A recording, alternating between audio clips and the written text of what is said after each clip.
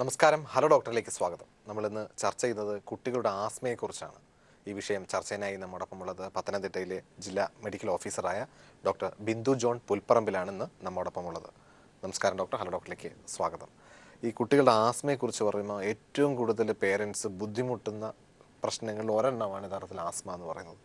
അവരുടെ ഫാമിലി ഹിസ്റ്ററിയിലുണ്ടെങ്കിലോ അല്ലെങ്കിൽ മൂത്ത കുട്ടിക്ക് ആസ്മ ഉണ്ടെങ്കിലോ ഒക്കെ സാധാരണ ചെറിയ കുട്ടികൾക്കെല്ലാം തന്നെ വളരെ കോമൺ ആയിട്ട് കാണപ്പെടുന്നതാണ് ആസ്മ എന്ന് പറയുന്നത്. അപ്പോൾ ഈ കുട്ടികളിൽ വരുന്ന ഈ വലിവ്, അതായത് ശ്വാസം മുട്ടലിൻ്റെ പ്രശ്നം എല്ലാം തന്നെ നമുക്ക് ആസ്മയുടെ ഒരു കാറ്റഗറിയിൽ ഉൾപ്പെടുത്തി പറയാൻ പറ്റും. പല കുട്ടികൾക്കും ഉണ്ട് ചെറിയ റെസ്പിറേറ്ററി ഇൻഫെക്ഷൻ വന്നു കഴിഞ്ഞാൽ പിന്നെ വീസായി പോയിട്ട് നെബുലൈസേഷൻ എടുക്കണം, കുറച്ച് ദിവസം അതിനൊന്നും ചെയ്യാൻ വയ്യ, എന്തെങ്കിലും ചെറിയൊരു പ്രശ്നം ഉണ്ടെങ്കിൽ തന്നെ കരച്ചിലായി, ഏത് ചെറിയ ജലദോഷത്തിനും ഒരു ഹോസ്പിറ്റലിൽ പോവുകയോ ഒരു ഡോക്ടറുടെ കൺസൾട്ടേഷനോ ഒക്കെ വേണ്ടി വരുന്ന ഒരു അവസ്ഥയിലേക്ക് പോകാറുണ്ട്. അപ്പോൾ ഇതെല്ലാം തന്നെ നമ്മളൊരു ആസ്മയുടെ ഒരു കാറ്റഗറിയിൽ അല്ലെങ്കിൽ ആസ്മയിൽ ഉൾപ്പെടുത്തി നമുക്ക് നിർവചിക്കാൻ സാധിക്കും. ഇപ്പം അഭിലാഷ് തുടക്കത്തിൽ പറഞ്ഞതിനകത്ത് തന്നെ ഓൾമോസ്റ്റ് എല്ലാം കവർ ചെയ്ത് പറഞ്ഞിട്ടുണ്ട്. കാരണം ഒന്നാമത്തെ പോയിന്റ്, ഒരുപാട് പേരൻസ് നിത്യേന അനുഭവിക്കുന്ന ബുദ്ധിമുട്ടിലൊന്നാണ് ആസ്മ. രണ്ടാമത്, ഇതിൽ പല ശ്വാസകോശ ലക്ഷണങ്ങൾ, ഇപ്പോൾ ചുമ, വലിവ്, കഫക്കെട്ട് ഇങ്ങനെയൊക്കെ പരക്കെ കാണുമ്പോഴും ഇതിലേതാണ് ആസ്മ എന്ന് തിരിച്ചറിയപ്പെടുന്നുണ്ടോ യഥാസമയം, അതിന് യഥാസമയം ചികിത്സ കിട്ടുന്നുണ്ടോ? പിന്നെ ഇപ്പോൾ ഇപ്പോൾ കഴിഞ്ഞ വർഷങ്ങളെ അപേക്ഷിച്ച് നോക്കിക്കഴിഞ്ഞാൽ ഇപ്പോൾ ഓരോ വർഷവും ഇതിൻ്റെ തോത് കൂടി വരുന്നതായിട്ട് കാണുന്നുണ്ട്. നാലാമത് ആയിട്ട് ഈ ആസ്മ ഉള്ള ഒരു കുട്ടിയെ സംബന്ധിച്ച് ഈ നെബുലൈസേഷനും രോഗലക്ഷണങ്ങളുടെ ബുദ്ധിമുട്ടും ആശുപത്രിയിലെ പോക്കും ഒരു ഡെയിലി ആക്ടിവിറ്റീസിനെ ബാധിക്കുന്ന തലത്തിലേക്ക് പഠനത്തിൽ പഠിക്കുന്ന കുട്ടിയാണെങ്കിൽ, സ്കൂൾ തലത്തിലുള്ള കുട്ടിയാണെങ്കിൽ പഠനത്തെ ബാധിക്കും. അത് എല്ലാ തലത്തിലും പഠനത്തെ, സ്കൂളിൻ്റെ അറ്റൻഡൻസിനെ മാത്രമല്ല പഠനത്തിൻ്റെ ക്വാളിറ്റിയെ പോലും ബാധിക്കുന്ന രീതിയിലേക്ക് ഈ രോഗം കുട്ടിയെ ബാധിക്കാറുണ്ട്. അപ്പോൾ ഇങ്ങനെ ഉള്ള ഒരു അവസ്ഥയിൽ നമ്മൾ ആസ്മ എന്നുള്ള ഒരു അസുഖത്തിൻ്റെ പ്രസക്തി വളരെ ഇമ്പോർട്ടൻ്റ് ആണ് എന്നാണ് നമ്മൾ മനസ്സിലാക്കേണ്ടിയിട്ടുള്ളത്. കാരണം ചെറിയ കഫക്കെട്ടും ചുമയും വലിവും ഒക്കെ വരുമ്പോൾ ഇതിൽ ഇപ്പോൾ ബ്രോങ്കൈറ്റിസ് ആവാം, ചിലപ്പോൾ ന്യൂമോണിയ ആവാം, ചിലപ്പോൾ വെറുതെ ഉള്ളൊരു വൈറൽ ഇൻഫെക്ഷൻ ആവാം, അല്ലെങ്കിൽ ഇമ്മ്യൂണിറ്റി കോംപ്രമൈസ്ഡ് ആയിട്ട് ഉള്ള ഒരു കുട്ടിയെ സംബന്ധിച്ച് ക്ലിയർ കട്ടായിട്ട് ആസ്മയുടെ സിംറ്റംസ് ഒന്നും കിട്ടിയില്ലെങ്കിൽ തന്നെയും പലപ്പോഴും അത് ആസ്മ തന്നെ ആയിരിക്കാം. അപ്പോൾ ഇതിലെങ്ങനെയാണ് ഇത് കണ്ടുപിടിക്കുക എന്നുള്ളത് വളരെ പ്രയാസം തന്നെയാണ്. ആസ്മ എന്നുള്ളൊരു രോഗം ജീവിതകാലം അവസാനം വരെയും അലർജിയുടെ ഒരു സാഹചര്യമുണ്ടെങ്കിൽ ഈ കുട്ടിയെ അല്ലെങ്കിൽ ഒരു വ്യക്തിയെ ബാധിക്കുന്ന ഒരു അവസ്ഥയാണ്. അതുകൊണ്ട് തന്നെയും കൃത്യമായ സമയത്ത് ഈ രോഗം കണ്ടുപിടിച്ച് ശരിയായിട്ടുള്ളൊരു ചികിത്സ കൊടുത്തില്ലെങ്കിൽ ഓരോ വർഷം കഴിയുന്തോറും അല്ലെങ്കിൽ കാലം കഴിയുന്തോറും ഇതിൻ്റെ അവസ്ഥ മോശമായിക്കൊണ്ടേയിരിക്കും. അപ്പോൾ എല്ലാതരം ചുമയും കഫവും ആസ്മയാണോ എന്ന് ചോദിച്ചാലല്ല. പലതരം ശ്വാസകോശ സംബന്ധമായ അസുഖങ്ങൾ, അതല്ല ബാക്ടീരിയൽ ആയിട്ടുള്ളതുണ്ട്, വൈറലായിട്ടുള്ളതുണ്ട്. പിന്നെ ഇപ്പോൾ പാരമ്പര്യ ഘടകമൊന്നും ഇല്ലെങ്കിൽ തന്നെയും നമ്മൾ താമസിക്കുന്ന സാഹചര്യത്തിനോട് എന്തെങ്കിലും അമിതമായിട്ടുള്ള ഒരു സെൻസിറ്റിവിറ്റി കാണിച്ചു കഴിഞ്ഞാൽ ഇതുപോലെ കഫക്കെട്ടായിട്ട് വന്നേക്കാം. ഇല്ലെങ്കിൽ ചിലപ്പോൾ ന്യൂമോണിയ, പനിയോട് കൂടിയ ചുമയും കഫക്കെട്ടും ഉണ്ടെങ്കിൽ അത് ന്യൂമോണിയ ആയി കൂടാഴികയില്ല. അപ്പോൾ ഇങ്ങനെയുള്ള അവസരങ്ങളിൽ നമ്മൾ പലപ്പോഴും പാരമ്പര്യത്തിൻ്റെ ഒരു പ്രസൻസിൻ്റെ നോക്കാറുണ്ട്. കാരണം ഒരു ഫാമിലി ഹിസ്റ്ററി പോസിറ്റീവ് ആണെങ്കിൽ, അല്ലെങ്കിൽ ചെറിയ പ്രായത്തിൽ എങ്ങനെയാണ് ഈ കുട്ടിയുടെ ഒരു ഡെവലപ്മെൻ്റൽ സ്റ്റേജിൽ ശ്വാസകോശ സംബന്ധമായിട്ടുള്ള രോഗങ്ങൾ വന്നിട്ടുള്ളത് എന്നൊക്കെ നോക്കിക്കഴിഞ്ഞിട്ട് പിന്നീട് ബ്ലഡ് ടെസ്റ്റിലൂടെയൊക്കെ ആസ്മയെ കൃത്യമായി നമുക്ക് നിർണ്ണയിക്കാൻ സാധിക്കും. പലപ്പോഴും കുട്ടികളുടെ ആസ്മയുടെ ഒരു പ്രത്യേകത എന്താണെന്ന് വെച്ചാൽ, മുതിർന്നവർക്കുള്ളതുപോലെ ഒരു വലിവോ ശ്വാസം മുട്ടലോ കഫക്കെട്ടോ മുതിർന്നവരിൽ നമ്മൾ പ്രതീക്ഷിക്കുന്ന പോലെ കുട്ടിക്ക് കണ്ടുകൊള്ളണം എന്നില്ല. പലപ്പോഴും രാത്രിയിലുള്ള ചുമ, അല്ലെങ്കിൽ എന്തെങ്കിലും ഡ്രൈ ആയിട്ട് തോന്നുക, വലിയ കഫമൊന്നുമില്ല, വലിവൊന്നും പുറമേ കാണാൻ പറ്റാത്ത രീതിയിലുള്ള ബുദ്ധിമുട്ട്, നിർത്താതെയുള്ള കരച്ചിൽ, അല്ലെങ്കിൽ രാത്രിയിൽ ഉറക്കത്തിനെ തടസ്സപ്പെടുത്തുന്ന രീതിയിലുള്ള ചുമയോ അങ്ങനെയുള്ള എന്തെങ്കിലും ബുദ്ധിമുട്ട് മാത്രമായിരിക്കും രോഗലക്ഷണമായിട്ടുണ്ടാവുക. തീർച്ചയായിട്ടും ഈ കുട്ടികളുടെ ആസ്മയെക്കുറിച്ച് പറയുമ്പോൾ ഈ ആസ്മ പോലെയുള്ള സിംറ്റംസ് കാണിക്കുന്ന പല കുട്ടികളെയും റിപ്പീറ്റഡ് ആയിട്ട് ചിലപ്പോൾ ഡോക്ടറെ കാണിക്കും. ഡോക്ടറെ കാണിച്ചിട്ട് കുറച്ച് ദിവസം കഴിഞ്ഞ് 3-4 പ്രാവശ്യം ഡോക്ടറെ കണ്ടിട്ടായിരിക്കും കണ്ടുപിടിക്കപ്പെടുന്ന കുട്ടിയുടെ ഹൃദയത്തിന് ചെറിയ തകരാറുകൾ ഉള്ളതായിട്ട്. അപ്പോൾ ഈ ഹൃദയത്തിലുണ്ടാകുന്ന തകരാറുകൾ പോലും ആസ്മയായിട്ട് അല്ലെങ്കിൽ ആസ്മ പോലെയുള്ള സിംറ്റംസ് ആയിട്ട് പ്രസന്റ് ചെയ്യപ്പെടുന്നു. തീർച്ചയായിട്ടും പലപ്പോഴും ഇപ്പോൾ ചെറിയ കുട്ടികളെ സംബന്ധിച്ച് കാർഡിയാക് കണ്ടീഷൻസ് എന്തെങ്കിലും ഉണ്ടെങ്കിൽ, ഇപ്പോൾ സെപ്റ്റൽ ഡിഫക്ട്സ് എന്തെങ്കിലും ഉണ്ടെങ്കിലൊക്കെ ഇങ്ങനെ ഒരു ഡ്രൈ ആയിട്ടുള്ളൊരു ചുമയോ അല്ലെങ്കിൽ ശ്വാസ തടസ്സമോ, കിടക്കുമ്പോഴുള്ള വിമിഷ്ടമോ, കളിക്കുമ്പോൾ വിമിഷ്ടം അനുഭവപ്പെടുക, ഇങ്ങനെയുള്ള അവസ്ഥകളൊക്കെ ഉണ്ടായേക്കാം. അപ്പോൾ അതുകൊണ്ട് തന്നെയും പലപ്പോഴും ആവർത്തിച്ച് വരുന്ന ഒരു ബുദ്ധിമുട്ട് അനുഭവപ്പെട്ട് കഴിഞ്ഞാൽ കൃത്യമായ ഒരു രോഗനിർണയം നടത്തണം എന്നുള്ളത് വളരെ അത്യാവശ്യമാണ്. അത് ഇപ്പം ഹൃദയത്തിൻ്റെ വാൽവിനെ സംബന്ധിച്ചുള്ള തകരാറാണോ എന്ന് തിരിച്ചറിയാൻ മാത്രമല്ല, ഇപ്പോൾ ഒരു അലർജിക് ആയിട്ടുള്ളൊരു അവസ്ഥ കൊണ്ടാണോ ഇപ്പോൾ ഈ അടിക്കടിയുള്ള ബുദ്ധിമുട്ടുണ്ടാകുന്നത് എന്നുള്ളതും കൃത്യമായ സമയത്ത് കണ്ടുപിടിച്ചില്ലെങ്കിൽ ഇത് പ്രായം കൂടുമ്പോഴായിരിക്കും ഇതിൻ്റെ വ്യാപ്തി കൂടുക. അപ്പോൾ അതുകൊണ്ട് നമ്മൾ പലപ്പോഴും പാരൻസ് ചെയ്യുന്നത്, ഇപ്പോൾ ഒരു സ്കൂൾ ലെവലിലുള്ള കുട്ടികളൊക്കെ ആണെങ്കിൽ എന്തെങ്കിലും ഒരു കഫ് സിറപ്പ് കൊടുക്കും. സ്കൂളിൽ അന്നത്തെ ഒരു ആക്ടിവിറ്റീനെ ബാധിക്കാത്ത രീതിയിൽ ട്യൂഷന് വിടാൻ പാകത്തിന്, സ്കൂളിൽ പോകാൻ പാകത്തിന് എന്തെങ്കിലും ഒരു ഹോം റെമഡി കൊടുത്തു വിടുക, അല്ലെങ്കിൽ ഒരു ഓവർ ദ കൗണ്ടർ പ്രിസ്ക്രിപ്ഷൻ മരുന്നുകൾ, ഡോക്ടറെ കാണാതെ മരുന്ന് കൊടുക്കുക. അപ്പോൾ ഇങ്ങനെയുള്ള തെറ്റായ രീതികൾ അവലംബിക്കുമ്പോഴാണ് കൃത്യമായ രോഗനിർണയം കൃത്യമായ സമയത്ത് നടത്തപ്പെടാതെ പോകുന്നത്.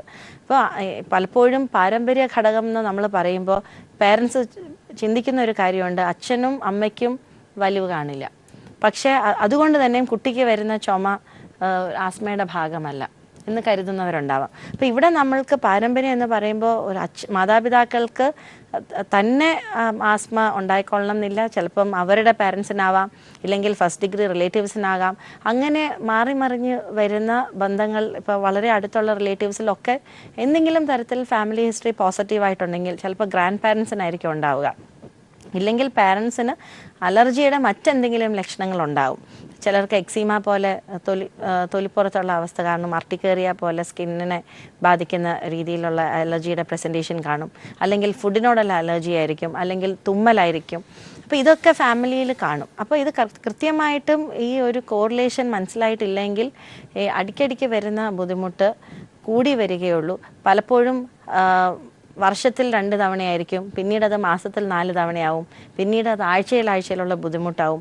അപ്പം നേരത്തെ അഭിലാഷ് പറഞ്ഞതുപോലെ ഒരു ജലദോഷത്തിൽ ആരംഭിച്ച് പലപ്പോഴും ഒരു 2-3 ആഴ്ച നീണ്ടു നിൽക്കുന്ന ഒരു ഹോസ്പിറ്റലൈസേഷൻ്റെ ഒരു അവസ്ഥ വരെ ആയി ആസ്മ മാറിയേക്കാം. അപ്പോൾ അതുകൊണ്ട് കുട്ടികളിൽ ഈ ആസ്മ ഉണ്ടാക്കുന്നത് തീരെ ചെറിയ കുട്ടികൾ, അതായത് സംസാരിക്കാനൊക്കെ പറഞ്ഞതിന് ഒരു എക്സ്പ്ലെയിൻ ചെയ്ത് കൊടുക്കാൻ പറ്റാത്ത പ്രായത്തിലുണ്ടാകുന്ന ആസ്മ പോലെയുള്ള പ്രശ്നങ്ങൾ സീരിയസ് ആണോ? ഇത്തരം കുട്ടികളുടെ ആസ്മ എങ്ങനെയാണ് തിരിച്ചറിയുക? അമ്മ കാണുന്നത് ഈ കുട്ടിക്ക് ശ്വാസം എടുക്കാനായിട്ട് ചെറിയ ബുദ്ധിമുട്ടുണ്ടാകുന്നു, ഫീഡ് ചെയ്യുന്നില്ല, അതുപോലെ തന്നെ ഇടയ്ക്കിടയ്ക്ക് കരഞ്ഞുകൊണ്ടിരിക്കുന്നു, കരയുമ്പോൾ തന്നെ സൗണ്ട് കൂട്ടി കരയാനായിട്ട് സാധിക്കുന്നില്ല. അപ്പോൾ ഇതൊക്കെ നമുക്ക് ആസ്മയുടെ കാറ്റഗറിയിൽ പെടുത്താൻ പറ്റുമോ? അതോ നമ്മളൊരു പ്രത്യേക ഏജിന് ശേഷം മാത്രമേ ആസ്മ എന്ന ലേബലിൽ നമ്മൾ ചികിത്സിക്കുള്ളൂ? ഇപ്പോൾ എല്ലാതരം ശ്വാസ തടസ്സങ്ങളും ആസ്മ ആയിക്കൊള്ളണം എന്നില്ല. പക്ഷെ എന്നാൽ പോലും ആസ്മയ്ക്ക് ഒരു കൃത്യമായ ഒരു പ്രായം, അതായത് ഒരു പ്രത്യേക ഏജ് കഴിഞ്ഞാൽ മാത്രമേ ആസ്മ വരൂ എന്നുള്ളതും അല്ല.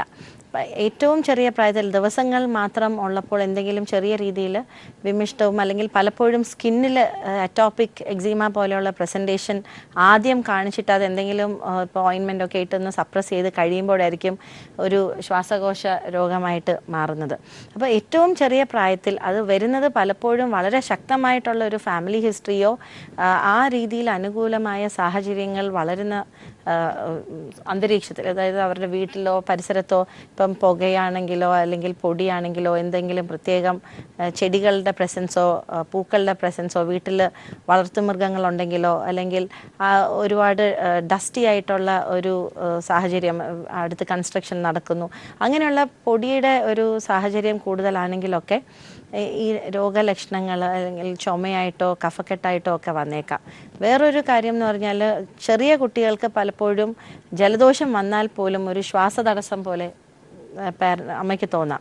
പക്ഷെ അവിടെയൊക്കെ ചെസ്റ്റിൽ നമുക്ക് ചെസ്റ്റ് സൈൻസ് ഒക്കെ നോക്കിക്കഴിഞ്ഞാൽ മനസ്സിലാകും. അപ്പം കൃത്യമായ ഒരു രോഗനിർണയം നടത്തണമെങ്കിൽ പലപ്പോഴും നമുക്ക് ചെസ്റ്റ് ഓസ്കൾട്ടേറ്റ് ചെയ്ത് നോക്കുക, ഫാമിലി ഹിസ്റ്ററി പരിശോധിക്കുക, ബ്ലഡ് ടെസ്റ്റ് നോക്കുക, ചെസ്റ്റ് എക്സ്റേ നോക്കുക. അല്പം കൂടെയൊക്കെ വളർന്നു കഴിഞ്ഞാൽ നമുക്ക് പൾമണറി ഫംഗ്ഷൻ ടെസ്റ്റിലൂടെ കൃത്യമായിട്ട് നമുക്ക് മനസ്സിലാക്കാൻ പറ്റും. അപ്പം പലപ്പോഴും ശ്വാസകോശ രോഗങ്ങളുടെ ഒരു പ്രത്യേകത എന്താണെന്ന് വെച്ചാൽ, ഒരു പ്രശ്നം എന്താണെന്ന് വെച്ചാൽ ക്ലിയർ കട്ടായിട്ടുള്ള സിംറ്റംസ് നമുക്ക് കിട്ടാറില്ല. അല്ലെങ്കിൽ മുതിർന്ന ആൾക്കാർക്കുള്ള പോലത്തെ സെയിം പാറ്റേൺസ് ഉണ്ടായിക്കൊള്ളണം എന്നില്ല. അപ്പോൾ അവിടെയൊക്കെ നമുക്കൊരു മിസ് ഡയഗ്നോസിസിൽ സമയം വളരെ നഷ്ടപ്പെട്ടു പോകും. ഒരു പർട്ടിക്കുലർ ഏജ് ഗ്രൂപ്പിലായിരിക്കും. ഇപ്പം പലപ്പോഴും ആൺകുട്ടികളെ സംബന്ധിച്ച് ഒരു 10-12 വയസ്സിനൊക്കെ മുമ്പ് തന്നെ കൃത്യമായ ഒരു ചികിത്സ തുടങ്ങിക്കഴിഞ്ഞാൽ ഏറെക്കുറെ ഫലപ്രദമായി ഈ രോഗത്തെ നിയന്ത്രിക്കാൻ സാധിക്കും. പക്ഷെ നമ്മൾ കാണാറുള്ളത് പലപ്പോഴും ഒരു 10, 15, 16, 18 വയസ്സൊക്കെ എത്തിക്കഴിഞ്ഞിട്ടാണ് കഴിഞ്ഞ 10 വർഷമായിട്ട് ഉള്ള ഒരു ബുദ്ധിമുട്ട് അവഗണിച്ച്, അല്ലെങ്കിൽ അതിനൊരു താൽക്കാലികമായ ഒരു റെമഡീസ് മാത്രം എടുത്ത് ഇപ്പോൾ വളരെ ക്ലിയർ കട്ടായിട്ടുള്ള ഒരു സിവിയർ ആസ്മാറ്റിക് സ്റ്റേജിൽ നിൽക്കുന്ന ഒരു പേഷ്യൻറ്റിനെ നമുക്ക് കാണാൻ സാധിക്കും. അപ്പോൾ അവിടെയൊക്കെ കൃത്യമായ സമയത്ത് ചികിത്സ കിട്ടിയിരുന്നുവെങ്കിൽ ഇതിൻ്റെ ഒന്നുകിൽ അതിൻ്റെ ഫ്രീക്വൻസി, അല്ലെങ്കിൽ ഇൻറ്റൻസിറ്റി, അല്ലെങ്കിൽ ഡ്യൂറേഷൻ, ഇതിലൊക്കെയും കുറവ് വരുത്താൻ സാധിക്കുമായിരുന്നു. ആ ഒരു സമയമാണ് വിലയേറിയ ഒരു സമയമാണ് ശരിയായുള്ള ചികിത്സ കിട്ടാതെ ആ വ്യക്തിക്ക് നഷ്ടമാകും. തീർച്ചയായിട്ടും അതിലേക്ക് തന്നെ തിരിച്ചു വരാം. കുട്ടികളുടെ ആസ്മയെക്കുറിച്ച് പറയുമ്പോൾ കുറച്ച് ഡോക്ടേഴ്സ് എങ്കിലും പറയാറുണ്ട് കുട്ടികളുടെ ആസ്മ കുഴപ്പമില്ല, അതൊരു 8-10 വയസ്സൊക്കെ ആകുമ്പോൾ തനിയെ അത് കുറഞ്ഞങ്ങ് മാർക്കോളും എന്നുള്ളത്. പേരൻസിനാണെങ്കിൽ വലിയ ടെൻഷനാണ്. ഈ കുട്ടി ഇത്തരം ആസ്മയോടുകൂടി മുന്നോട്ട് പോയി കഴിഞ്ഞാൽ അല്ലെങ്കിൽ സ്കൂളുകൾ മുന്നോട്ട് ഇങ്ങനെ ഇപ്പോൾ തന്നെ 1ാം ക്ലാസ്സൊക്കെ 2ാം ക്ലാസ് ആകുമ്പോൾ ഒരുപാട് സ്കൂൾ ദിവസങ്ങൾ മുടക്കുന്നുണ്ട്. അപ്പോൾ ഇനി കുറച്ചുകൂടെ മുന്നോട്ട് പോകുന്ന ക്ലാസ്സുകളിൽ ഇത്തരം മുടക്കം ഉണ്ടാവുകയാണെങ്കിൽ വളരെയധികം ബുദ്ധിമുട്ടാകും. ഈ ആസ്മ, കുട്ടിക്കാലത്ത് ഉണ്ടാകുന്ന ആസ്മ അഡൽട്ട് ആയാലും ഈ ആസ്മ രോഗികളും അല്ലെങ്കിൽ ആസ്മയുമായി മുന്നോട്ട് പോകാറുണ്ടോ? ഭൂരിപക്ഷം കുട്ടികളും കുട്ടിക്കാലത്ത് ഉണ്ടാകുന്ന ആസ്മ ഒരു അഡൽട്ട് ആകുമ്പോൾ ഒരു 12-15 വയസ്സാകുമ്പോൾ തനിയെ തന്നെ നിൽക്കുന്നതായിട്ട് കാണാറുണ്ട്. പലപ്പോഴും ആസ്മ എന്ന് പറയുന്നത് ഒരു അലർജിയുടെ ഒരു മാനിഫെസ്റ്റേഷനാണ്. അതായത് നമ്മളൊരു സാധാരണ വ്യക്തികൾ പ്രതികരിക്കാത്ത സാഹചര്യങ്ങളോടോ പദാർത്ഥങ്ങളോടോ അമിതമായിട്ടുള്ള പ്രതികരണം ഉണ്ടാകുക എന്നുള്ളതൊരു ഹൈപ്പർ സെൻസിറ്റിവ് എന്നുള്ളൊരു അവസ്ഥയാണ്. അപ്പോൾ അതിൻ്റെ പല രീതിയിൽ അതിൻ്റെ എക്സ്പ്രഷൻ കാണും. ഇപ്പം സ്നീസിങ് ആയിട്ടോ, ഇപ്പം ഏത് അവയവത്തിനെയാണ് ബാധിച്ചിരിക്കുന്നത് അതനുസരിച്ച്.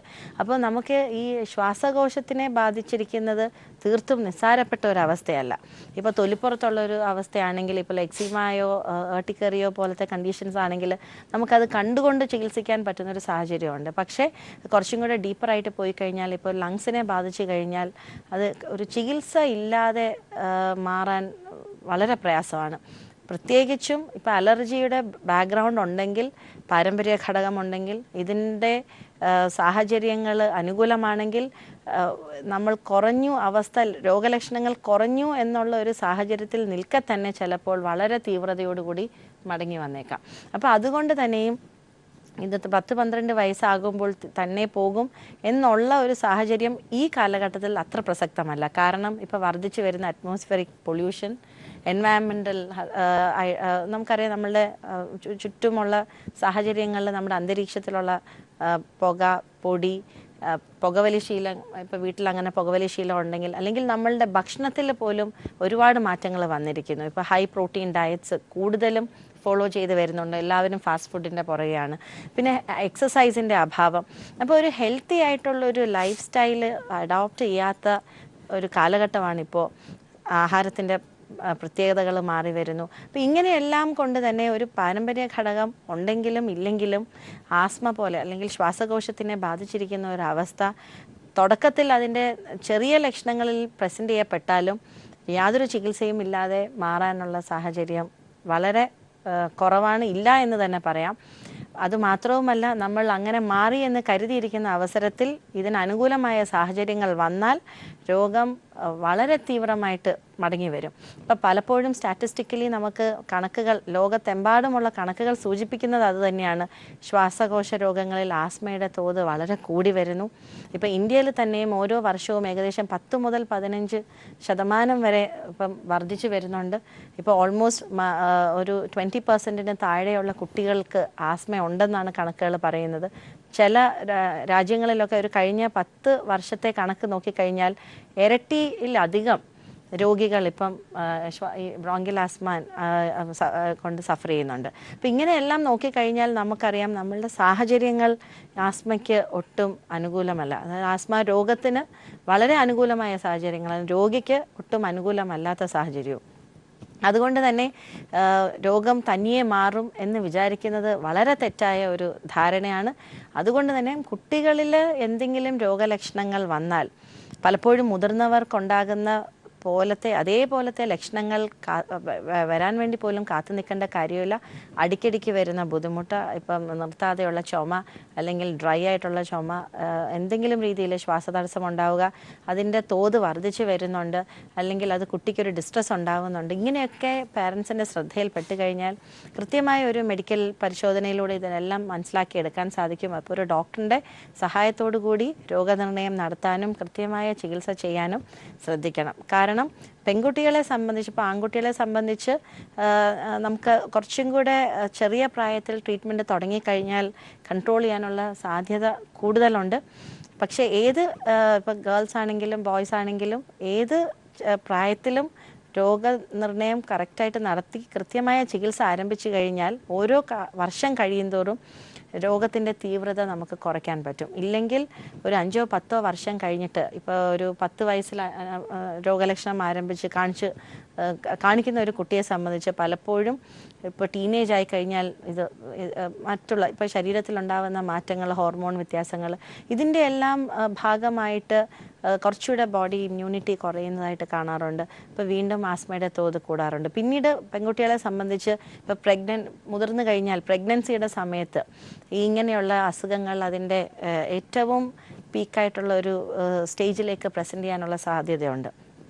മാത്രവുമല്ല, മാറി വരുന്ന സാഹചര്യത്തിൽ അടിക്കടി ഇപ്പം ഒരു ജനറൽ ഇമ്മ്യൂണിറ്റി കോംപ്രമൈസ്ഡ് ആകുമ്പോൾ പലപ്പോഴും വൈറൽ ഇൻഫെക്ഷൻസ് അടിക്കടി വരും. അപ്പോഴൊക്കെ നമ്മളുടെ ശ്വാസകോശത്തിൻ്റെ ആരോഗ്യമാണ് കുറഞ്ഞു വരുന്നത്. അപ്പോൾ അതുകൊണ്ട് ഒരിക്കലും ഇത് തന്നെ രോഗം ചികിത്സിക്കാതെ മാറുക എന്നുള്ളത് ഏറെക്കുറെ അസാധ്യമാണ്. ഇത് ജീവിതകാലം മൊത്തം നമ്മുടെ കൂടെ ഒരു അലർജിയുടെ അവസ്ഥയിൽ നിൽക്കുന്ന ഒരു രോഗമാണ് എന്ന് മനസ്സിലാക്കിക്കൊണ്ട് തന്നെ ഇതിൻ്റെ ഗൗരവ സ്വഭാവം മനസ്സിലാക്കിക്കൊണ്ട് തന്നെ ഇതിന് കൃത്യമായ ചികിത്സാ രീതി അവലംബിക്കേണ്ടതുമാണ്. അതിൻ്റെ കൂടെ തന്നെ പലപ്പോഴും ചികിത്സ ചെയ്യുന്നുണ്ട് എന്നുള്ള ഒരു ധാരണയിൽ ആഹാരത്തിൽ പലപ്പോഴും നമുക്ക് എല്ലാം കൂടെ ഒന്നിച്ച് കൊണ്ടുപോയാൽ മാത്രമേ ഒരു നല്ല റിസൾട്ട് കിട്ടത്തുള്ളൂ. അതായത് വേണ്ടടുത്ത് എക്സസൈസ്, ഫിസിക്കൽ ആക്ടിവിറ്റി വേണ്ടടുത്ത് ഫിസിക്കൽ ആക്ടിവിറ്റി. എന്നാൽ വളരെ അക്യൂട്ടായിട്ടുള്ള ബുദ്ധിമുട്ടുള്ള ദിവസങ്ങളിൽ നമ്മൾ ഫിസിക്കൽ ആക്ടിവിറ്റി കൺട്രോൾ ചെയ്യണം. പക്ഷേ നമുക്ക് പലപ്പോഴും നമ്മൾ കാണാറുണ്ട്, ഇപ്പം ബ്രീതിങ് എക്സസൈസസ് ലങ്സിൻ്റെ കപ്പാസിറ്റി കൂടുന്ന രീതിയിൽ, അല്ലെങ്കിൽ അവർക്ക് ശുദ്ധമായ വായു ലഭിക്കേണ്ട രീതിയിലുള്ള, ഇപ്പം ഒരു എക്സസൈസും കൊടുക്കാതെ ലെത്താർജിക്കായിട്ട് ഇരിക്കുന്ന ഒരു കുട്ടിയാണോ, വളരെ ആക്റ്റീവായിട്ടുള്ളൊരു കുട്ടിയാണോ ഈ രോഗത്തിൻ്റെ തീവ്രത കുറഞ്ഞു കാണുന്നതെന്ന് ചോദിച്ചാൽ വളരെ ആക്റ്റീവായിട്ടുള്ളൊരു കുട്ടിക്ക് പലപ്പോഴും ഇതിനെ അതിജീവിക്കാനുള്ള സാധ്യത കൂടുതലാണ്. അപ്പോൾ അതുകൊണ്ട് കൃത്യമായ ആഹാര ക്രമീകരണം വീട്ടിൽ തന്നെ ആരംഭിക്കണം വളരെ ചെറിയ പ്രായത്തിൽ. അപ്പോൾ ഏറ്റവും ഈ കുട്ടികളുടെ ആസ്മ എന്നുള്ളൊരു ടോപ്പിക്കിൻ്റെ പ്രസക്തി തന്നെ കുട്ടികളിൽ വരുന്ന ഈ അസുഖത്തിൻ്റെ ഗൗരവ സ്വഭാവവും മാത്രമല്ല, ഏറ്റവും ചെറിയ പ്രായത്തിൽ വളരെ നല്ല രീതിയിൽ ഇതിലൊരു ഡയറ്റ് മോഡിഫിക്കേഷനൊക്കെ വരുത്തി കഴിഞ്ഞാൽ നല്ല രീതിയിൽ ഇതിനെ നിയന്ത്രിക്കാനുള്ള സാധ്യത വളരെ കൂടുതലാണ്.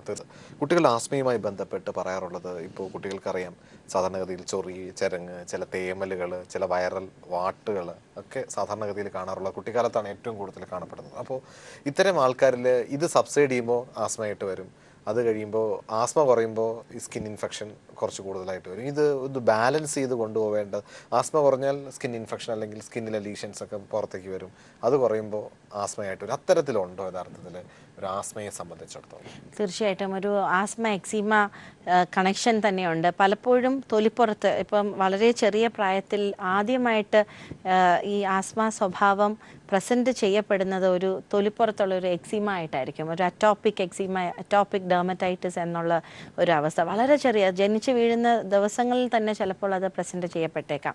അപ്പോൾ ഇവിടെയൊക്കെ കൃത്യമായ രീതിയിൽ ഇതിൻ്റെ പിന്നിൽ ഒരു അറ്റോപ്പി ഉണ്ട് എന്ന് മനസ്സിലാക്കാതെ ചികിത്സിക്കപ്പെടുമ്പോൾ തൊലിപ്പുറത്ത് നിന്നും ഈ രോഗം ഡിസപ്പിയർ ചെയ്യുകയും എന്നാൽ ഈ അലർജിയുടെ സ്വഭാവം ശരീരത്തിൽ നിലനിന്ന് കഴിഞ്ഞാൽ അത് മറ്റുള്ള ഒരു അവസ്ഥയിലേക്ക്, ഉദാഹരണത്തിന് ഒരു തുമ്മലായിട്ടോ ഒരു ആസ്മയായിട്ടോ അധികം വൈകാതെ അത് എക്സ്പ്രസ് ചെയ്യുന്നതുമായിരിക്കും. അപ്പോൾ പലപ്പോഴും നമ്മൾ ചികിത്സിക്കുമ്പോൾ ഒരു രോഗിയെ സംബന്ധിച്ച് ഒരു പെർട്ടിക്കുലർ കണ്ടീഷനായിട്ട് മാത്രം പ്രസൻറ്റ് ചെയ്ത് കൊള്ളണം എന്നില്ല. പലപ്പോഴും തെറ്റായ രീതിയിൽ സപ്രസ് ചെയ്യപ്പെടുന്ന എക്സീമയുടെ കണ്ടീഷൻസ് ഒരു ആസ്മയായിട്ട് കൺവേർട്ട് ചെയ്യപ്പെടാം. അപ്പോൾ ഇതിന് തമ്മിൽ കണക്ഷൻ ഉണ്ട് എന്നുള്ളത് മനസ്സിലാക്കേണ്ടിയിരിക്കുന്നു. കൃത്യമായ രീതിയിൽ എക്സീമ മാറാത്തത് കൊണ്ടാണ്, ഈ അറ്റോപ്പി എന്നുള്ളൊരു അവസ്ഥ കൺട്രോൾ ചെയ്യാൻ സാധിക്കാത്തത് കൊണ്ടാണ് ഈ അലർജിയുടെ മറ്റൊരു പ്രസൻറ്റേഷനായ ആസ്മയിലേക്ക് ഇത് മാറിയിരിക്കുന്നത്. ആസ്മ കുട്ടികളെ എടുത്തു കഴിഞ്ഞാൽ, അല്ലെങ്കിൽ ആസ്മയുള്ള കുട്ടികളെ എടുത്തു കഴിഞ്ഞാൽ അവർ ഏറ്റവും കൂടുതൽ മെലിഞ്ഞിരിക്കുന്ന കുട്ടികളായിട്ട് കണക്കാക്കപ്പെടാറുണ്ട്. അപ്പോൾ അത്തരത്തിലൊരു മെലിച്ചിലും ആസ്മയുമായിട്ട് കുട്ടികളുടെ കാര്യത്തിൽ ബന്ധമുണ്ട്. അങ്ങനെ ഒരു ശരീരപ്രകൃതവുമായിട്ട് വലിയ ബന്ധമില്ല. കാരണം അമിതവണ്ണമുള്ളവർ, നല്ല വണ്ണമുണ്ട് എന്ന് തോന്നുന്ന, ഇപ്പം ആരോഗ്യമുണ്ട് എന്ന് കരുതുന്ന കുട്ടികൾക്കൊക്കെയും ആസ്മ വരാം. അപ്പം അത് ശരീരത്തിൻ്റെ പ്രകൃതത്തിനുമായിട്ട് വലിയ ഡിപ്പെൻഡൻസി ഇല്ല. എന്നിരിക്കലും ഒരു ആസ്മ ഉള്ള ഒരു കുട്ടിയെ സംബന്ധിച്ച് പലപ്പോഴും അവരുടെ ഒരു ഡെയിലി ഹെൽത്തിനെ അഫക്റ്റ് ചെയ്യുന്ന, ഉദാഹരണത്തിന് ഒരു വൈറൽ രോഗം വന്നു കഴിഞ്ഞാൽ ആസ്മ ടെൻഡൻസി ഉള്ളൊരു കുട്ടിയാണെങ്കിൽ സാധാരണ ആൾക്കാർക്ക് ഒരു ജലദോഷമോ ചുമയോ വന്നാൽ 2-3 ദിവസം കൊണ്ട് അത് മാറും. പക്ഷേ ഒരു ആസ്മയുടെ ഒരു സ്വഭാവമുള്ളൊരു കുട്ടിയാണെങ്കിൽ ഈ ജലദോഷം തന്നെ മതി ആസ്മയെ ട്രിഗർ ചെയ്യാനായിട്ട്. ഹോമിയോപ്പതി മാനേജ്മെന്റ് എടുത്തു കഴിഞ്ഞാൽ എത്രത്തോളം ആണ് കുട്ടികൾക്കൊക്കെ നമുക്കറിയാം ഹോമിയോപ്പതിക് മരുന്ന് കൊടുക്കാനാണ് അവർ കഴിക്കാനും അവർ കൂടുതൽ ഇഷ്ടപ്പെടുന്നതും. അപ്പോൾ ഈ കുട്ടികളുടെ ആസ്മ കൺട്രോൾ ചെയ്യുന്നതിന് ഹോമിയോപ്പതി ചികിത്സ എത്രത്തോളം ഫലവത്താണ്? വളരെ വളരെ ഫലപ്രദമാണ്.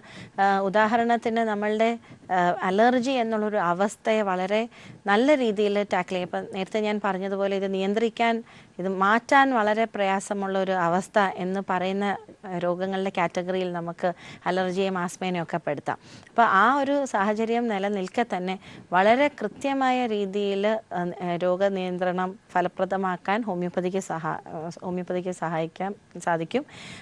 മാത്രവുമല്ല, നമ്മൾ ആ വ്യക്തിയുടെ പ്രത്യേകതകൾക്കാണ്, രോഗത്തിൻ്റെ ലക്ഷണങ്ങൾക്കുപരിയായിട്ട് ആ വ്യക്തിയുടെ പ്രത്യേകതകളും കൂടെ കണക്കിലെടുത്തുള്ള ഒരു ചികിത്സാ രീതി ആയതുകൊണ്ട് തന്നെയും ഇതിൻ്റെ റെക്കറൻസ് വളരെ കൺട്രോൾ ചെയ്യാൻ പറ്റും. ഹോമിയോപ്പതിയിൽ റെക്കറൻസ് വളരെ കൺട്രോൾ ചെയ്യാൻ തീർച്ചയായിട്ടും ഡോക്ടറുടെ തിരക്കേറിയ സമയം പീപ്പിൾ ടിവിയോട് സഹകരിക്കുകയും നമ്മുടെ പ്രേക്ഷകർക്ക് വേണ്ടിയിട്ട് കുട്ടികളുടെ ആസ്മയെക്കുറിച്ചും അതിൻ്റെ ചികിത്സയെക്കുറിച്ചും പ്രത്യേകിച്ച് വീട്ടിൽ ശ്രദ്ധിക്കേണ്ട കാര്യത്തെക്കുറിച്ചും ഒക്കെ വളരെ ലളിതമായി തന്നെ പറഞ്ഞു തന്നിൽ. ഇനിയൊരു അവസരത്തിൽ തീർച്ചയായിട്ടും വീണ്ടും കാണാം. ഇനി നിങ്ങളുടെ അഭിപ്രായങ്ങളും നിർദ്ദേശവും ഞങ്ങൾ എഴുതി അറിയിക്കുക. അറിയിക്കേണ്ട വിലാസം: hello doctor, people, Malayalam communications limited, കാലി ടവേഴ്സ്, പാളയം, തിരുവനന്തപുരം 34. നിങ്ങൾക്ക് ഇമെയിൽ ചെയ്യാം hello@peopletv.in എന്ന വിലാസത്തിൽ.